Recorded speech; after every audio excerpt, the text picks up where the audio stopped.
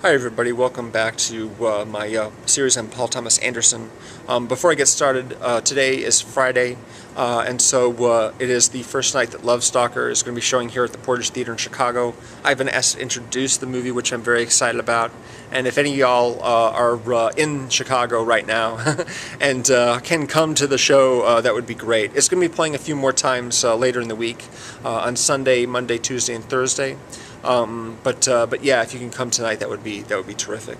Magnolia. Magnolia is the follow-up to Boogie Nights, and PTA kind of had a carte blanche to do whatever he liked for New Line because the critical reaction to Boogie Nights was so strong. So they just said, yeah, you know, I don't know how he pitched it to him basically, but they sort of let him do anything. So he did a lot of stuff, a lot of different crazy ideas all crammed into one movie. You know, let's have there be a rain of frogs, and let's have there be a moment in the movie where everyone in all their different places that they are all start singing the same song, even though they're not listening to a radio or anything like that. And I really like Amy Mann. Amy Mann songs are great, so let's just throw a bunch of Amy Mann songs in the movie. He actually wrote the songs into the script. You know, maybe he got permission or her blessing beforehand. I don't know, but he started out by saying that he wanted to do something small, and then ended up writing a movie for a 3-hour script. And Magnolia is one of those movies where I like to think about it and talk about it and read about it and such, but sitting through it's kind of a chore.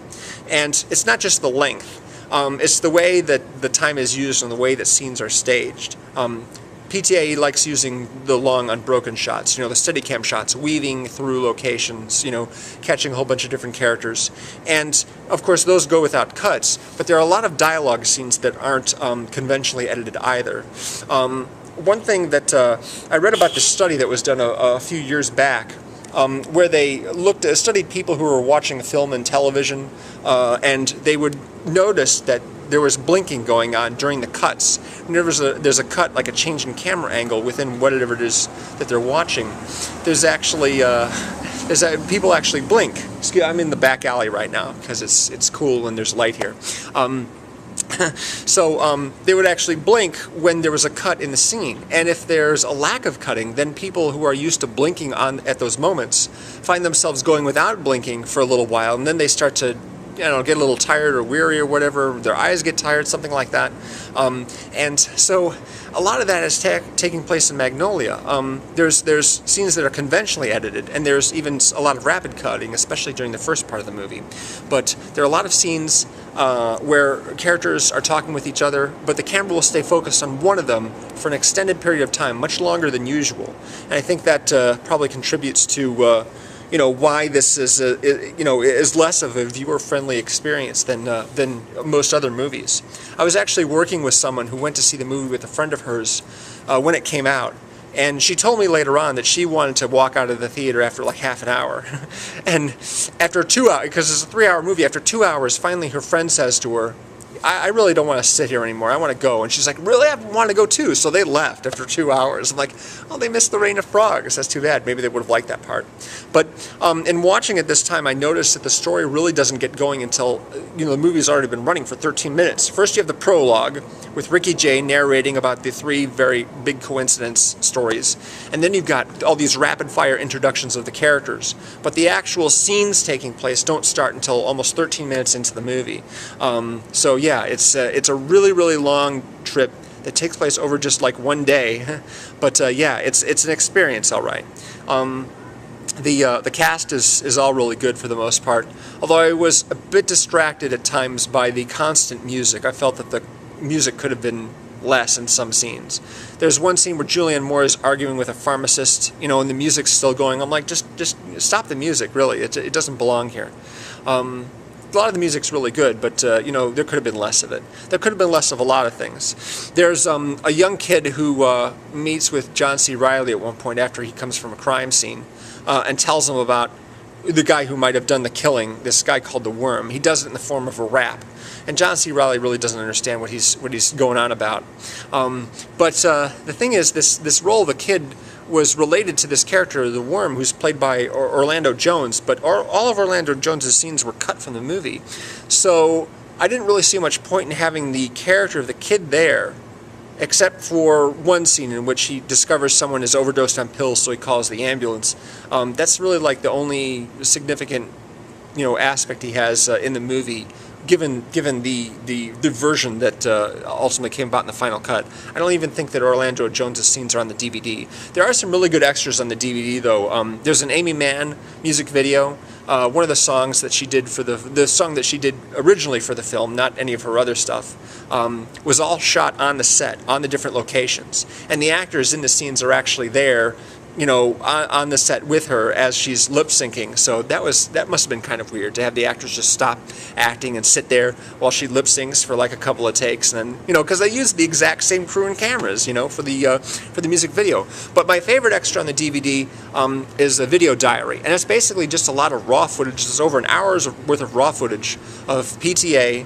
And his producers and all the guys working on the movie, and just hitting on different scenes like that, just shooting and dealing with issues and problems, with the frogs and everything like that, and just working out how to do scenes. The whole game show sequence apparently was really time consuming because they had to shoot with the actual video cameras that the show would be filmed with, so they could have the footage playing on other TVs and other scenes, and then they went in with the 35mm cameras and shot everyone's close-ups like a regular film. So that was a lot of trouble.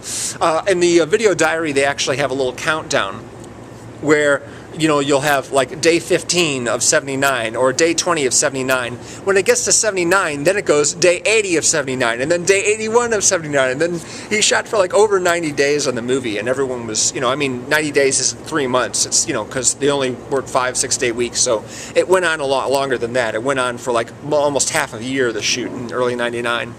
So a lot of people were getting kind of tired at that point and really wanted the thing to be over and done with. But the video diary is really cool because at the end, you see PTA accept an award at the Berlin Film Festival. They won, the jury awards him the Golden Lion, which is like the top prize of the Berlin Film Festival for Magnolia.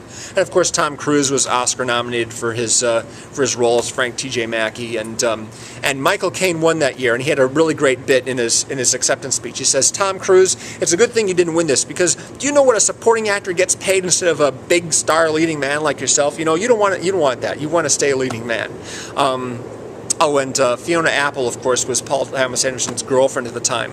There's a really weird moment in which he basically has her pretend to be the movie Magnolia. She's like the embodiment of the movie, and he berates her, tells her that she's too long and that her ending sucks, and that she'll never be as acclaimed as Boogie Nights. It's very, very strange. Yeah, I admire the movie a lot.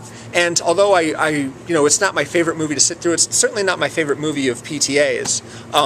But I'm glad it exists, because sometimes you need crazy stuff like that that's really, really personal and unique, something that no one else would do.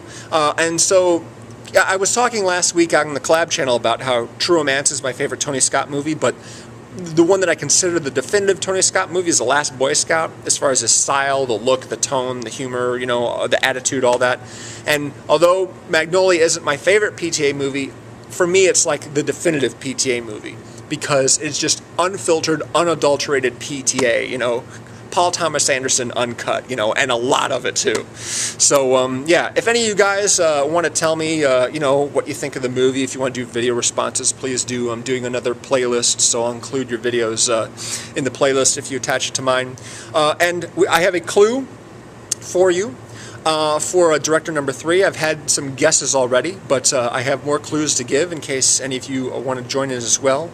Who knows what the answer will be? But the clue this time shall be: there was an actor who appeared in the director number 3's first movie in the lead part, and subsequently made appearances in 4 other films by the same director, making for a grand total of 5. So the lead actor from the first movie that director number 3 did appeared in a total of 5 of his films. So that's another clue for you. In 3 days' time, which should be Monday, Punch Drunk Love, starring Adam Sandler, another crazy one. So thanks for watching, and I'll talk to you again real soon. Bye.